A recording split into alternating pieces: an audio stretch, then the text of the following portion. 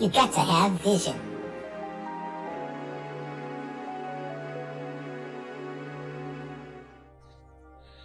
I'm sitting outside my backyard. No better time but to sit here and appreciate life. The ending of some chapters that need to be, put to rest, and the beginning of something brand new for you, right? Something brand new.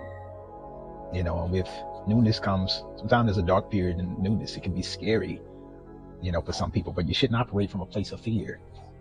There's only one entity that controls the spirit of fear, and the Most High doesn't give a spirit of fear, doesn't operate in confusion either.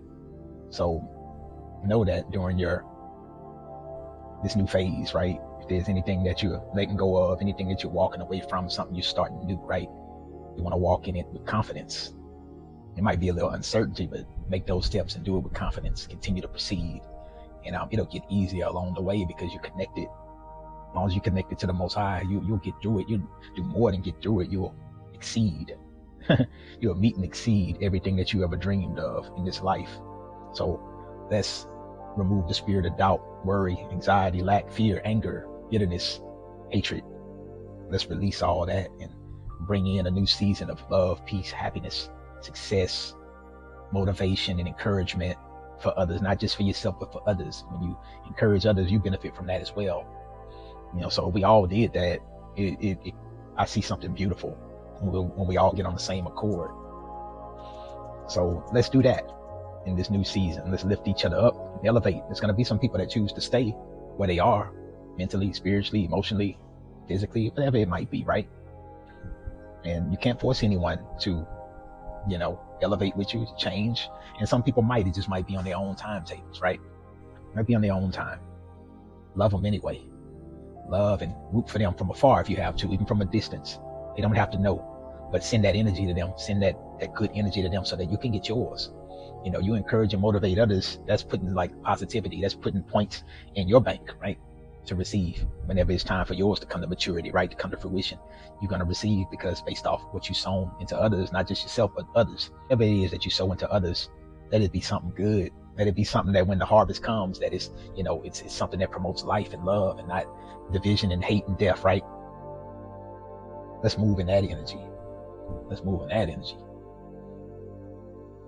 Yeah, it's nothing but love here.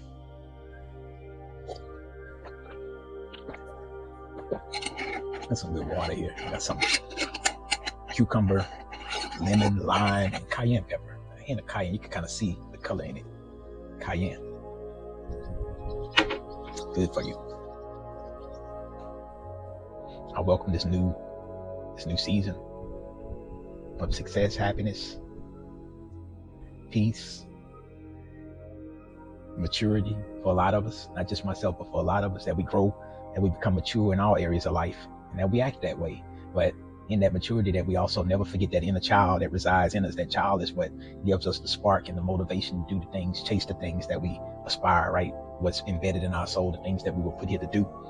If that child is silenced, then it gets tougher to accomplish, what you've been put here to do. So you need to reconnect with that inner child.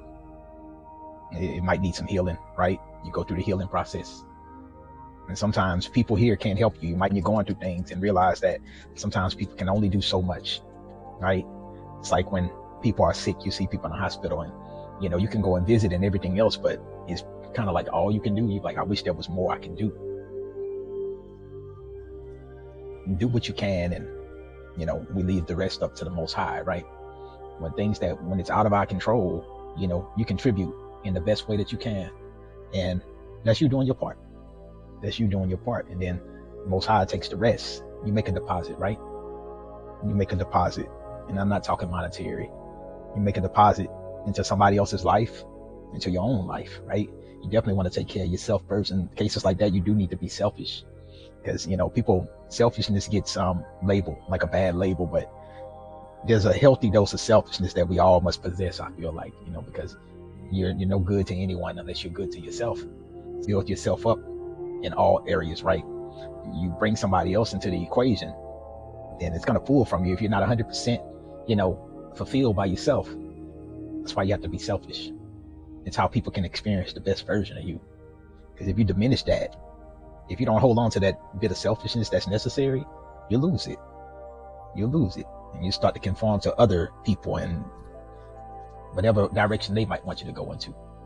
And then it's a different path. And along that way, you'll be like, man, I feel lost here. Because you are. You got pulled off your own path. The route you were supposed to be taking, you got pulled off of because you lost connection.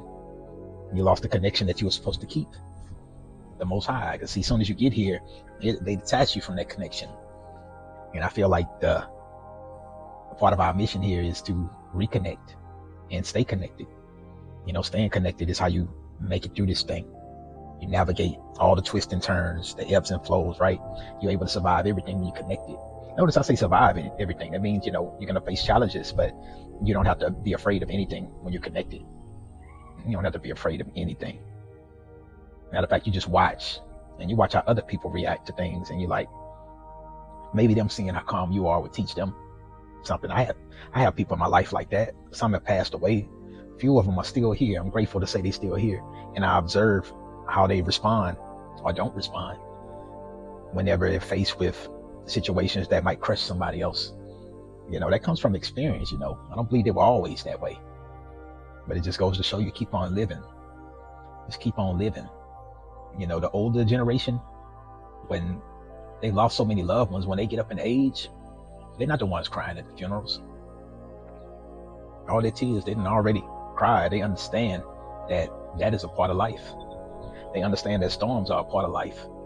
They understand that disappointments are a part of life. Mistakes are a part of life.